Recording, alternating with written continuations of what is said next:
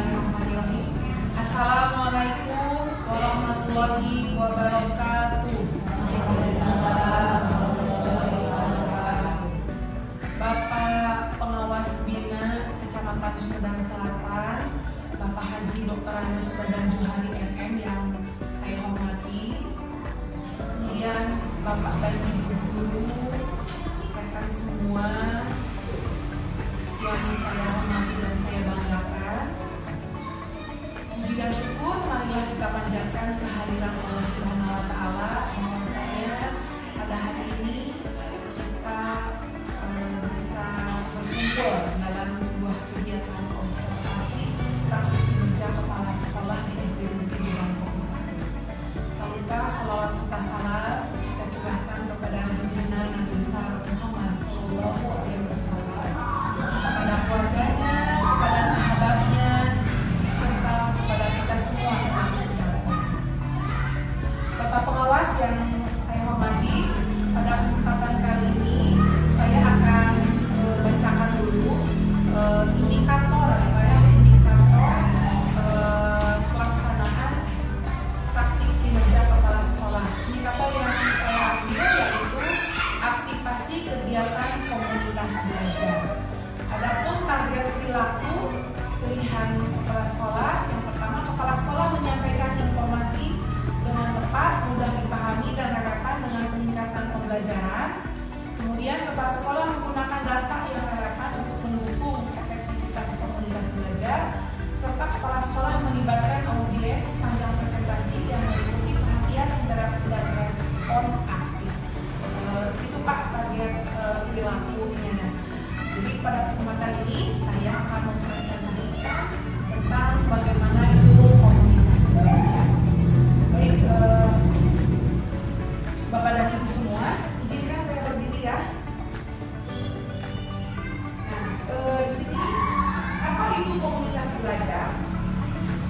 Komunitas belajar merupakan kelompok pendidik dan tenaga pendidikan atau PTK yang belajar bersama dan berkolaborasi secara berkelanjutan dengan tujuan yang jelas dan terukur untuk meningkatkan kualitas pembelajaran sehingga berdampak pada hasil belajar pendidik. Nah, jadi kita kan sudah dibentuk ya Bapak Ibu komunitas belajar yang Bangkok satu ini, yaitu dengan nama Komunitas Belajar Galaksi ya, di mana Galaksi itu merupakan akronim dari Gudang Kopi 1 berkolaborasi dan refleksi. Nah, jadi nanti kita mengaktifkan kembali untuk komunitas belajar di sekolah kita ya. Kemudian di sini peran komunitas belajar dalam implementasi kurikulum mereka. Yang pertama, memfasilitasi belajar bersama dan berbagi praktik baik.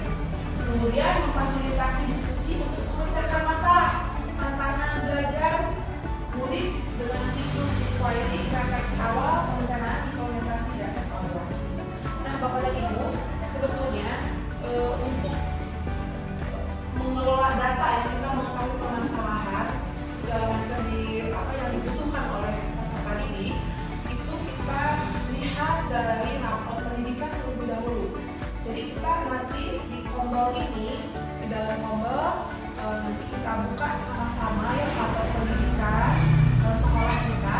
Jadi kita lihat dari unsur mana yang harus ditingkatkan di sekolah kita, kan apakah dari aspek literasinya, numerasinya.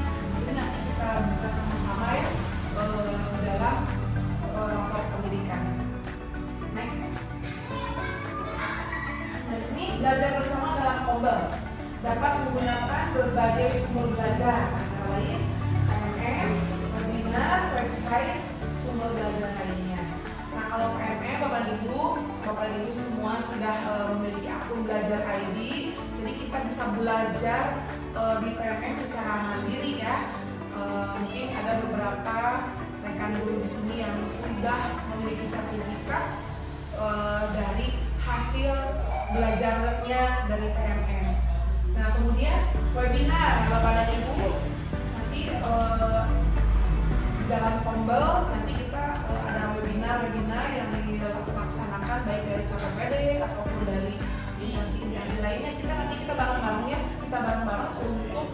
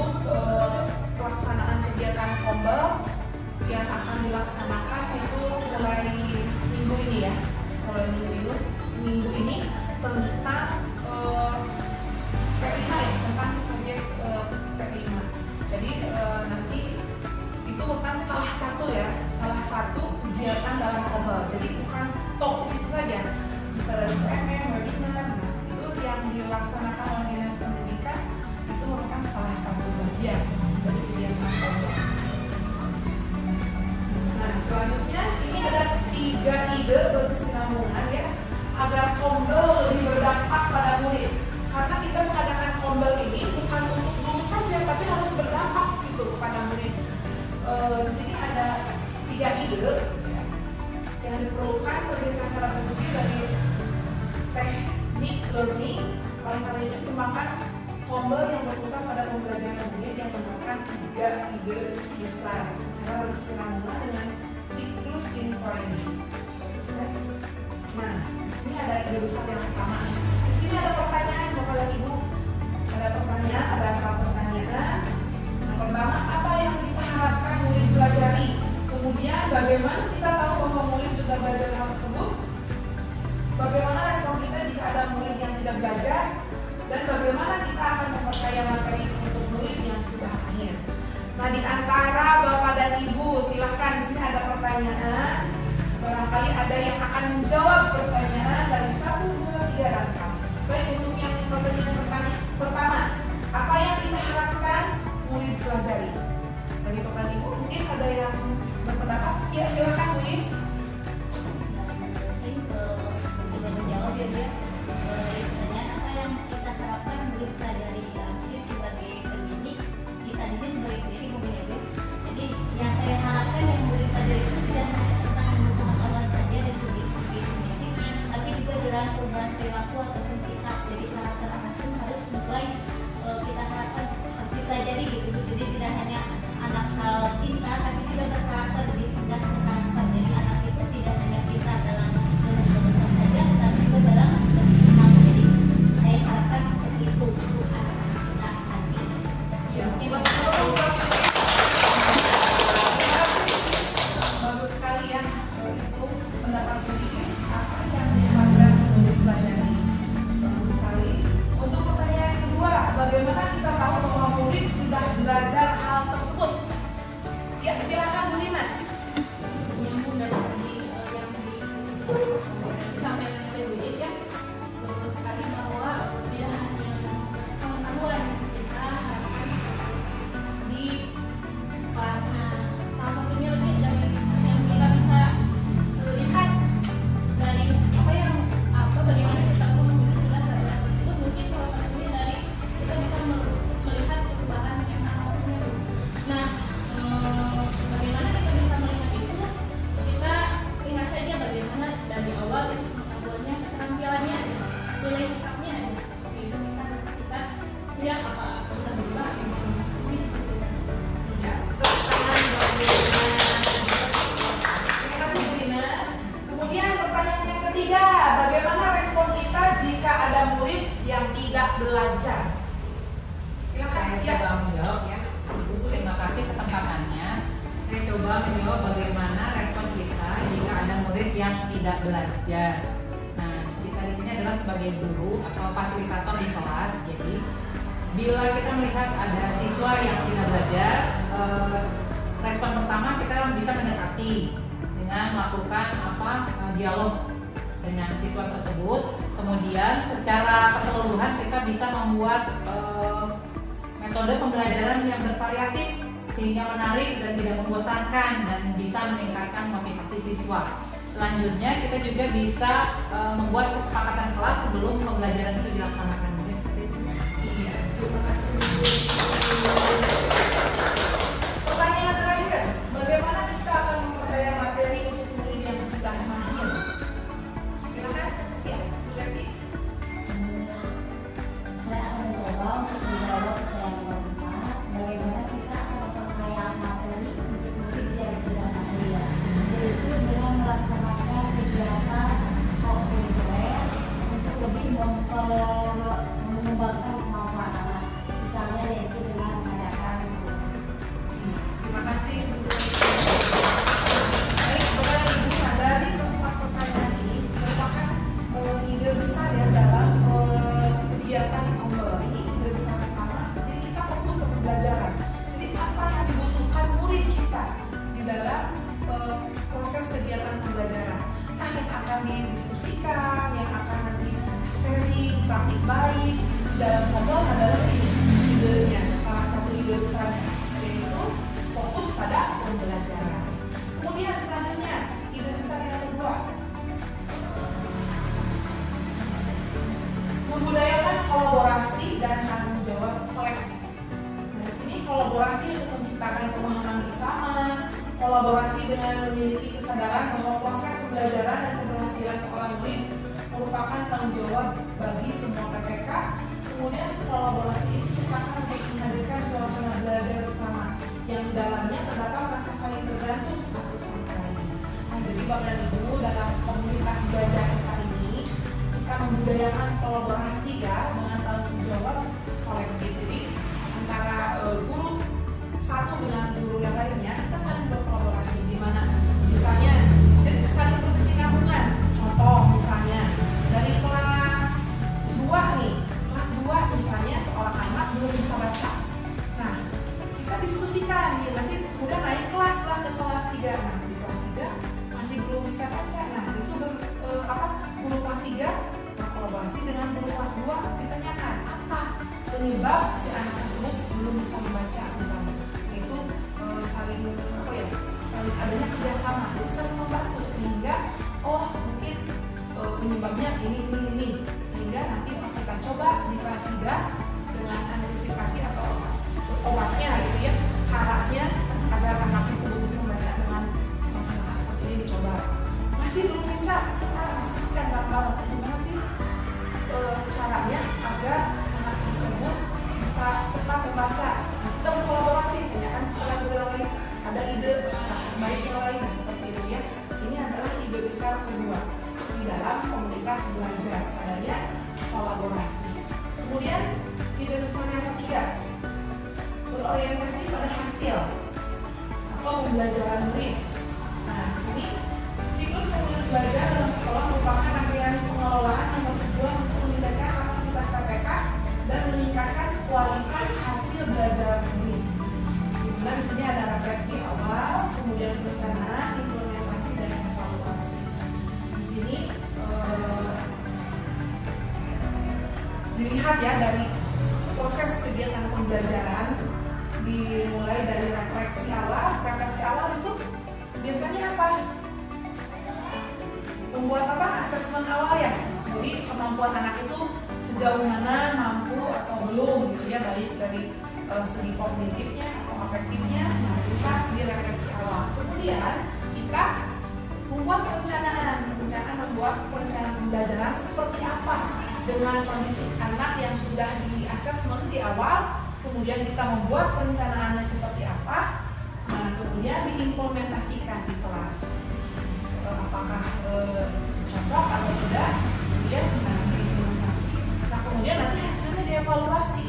Dievaluasi hasilnya apakah perencanaan yang telah Bapak Ibu buat kemudian diimplementasikan di kelas apakah sesuai atau cocok untuk peserta didik. Mungkin itu ya ide besar. Jadi berorientasi pada hasil pembelajaran ini. Selanjutnya di sini ini refleksi awal.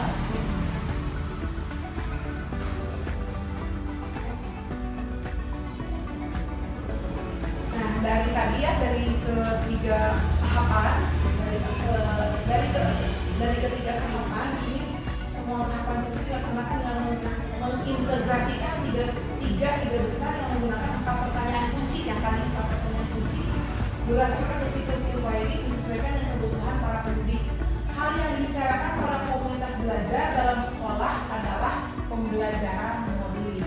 Jadi kita adanya komunitas belajar fokus untuk ke murid, bukan untuk diri kita saja sendiri ya, tapi fokus ke murid, pembelajaran murid. Jadi semua kesepakatan pada komunitas belajar mempertimbangkan hal yang terbaik untuk pembelajaran murid. Nah, itu Bapak dan Ibu ya, perlu kita luruskan yang kita dalam kegiatan komunitas belajar ini. Apapun kegiatannya, tujuannya adalah untuk murid kita. Baik Bapak dan Ibu, tadi kita coba ya menganalisis data kebutuhan dari SD Budang Kopi 1. Coba Bapak dan Ibu dibuka rapor pendidikan 2024 ya.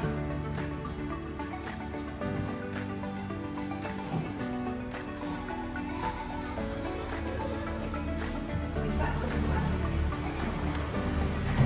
Dicek rapor pendidikan.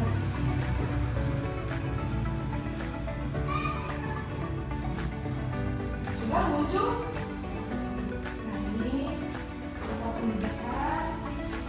Ini yang tahun 2024 ya. Coba.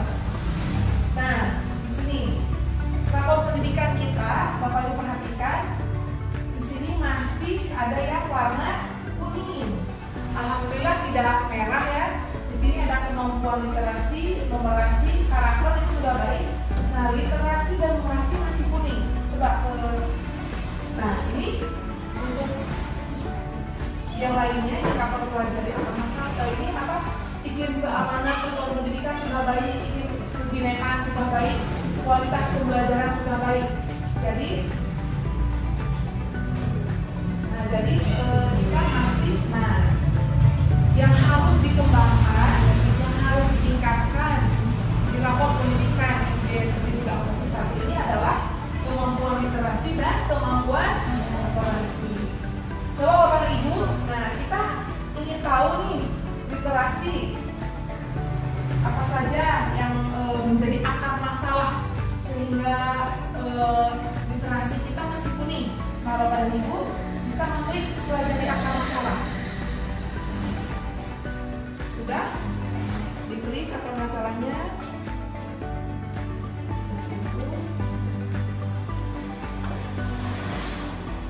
Sudah ya?